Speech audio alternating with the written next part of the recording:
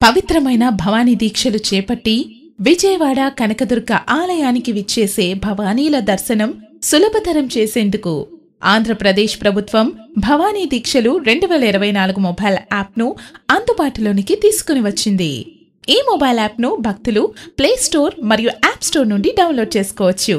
ఈ యాప్ ద్వారా భవానీలు తమ కొరకు మాత్రమే కాకుండా వారి కుటుంబ సభ్యుల కొరకు మరియు వారి తోటి భవానీల కొరకు కూడా దర్శనాలను బుక్ చేసుకుని ప్రసాదం కూడా కొనుగోలు చేయవచ్చు.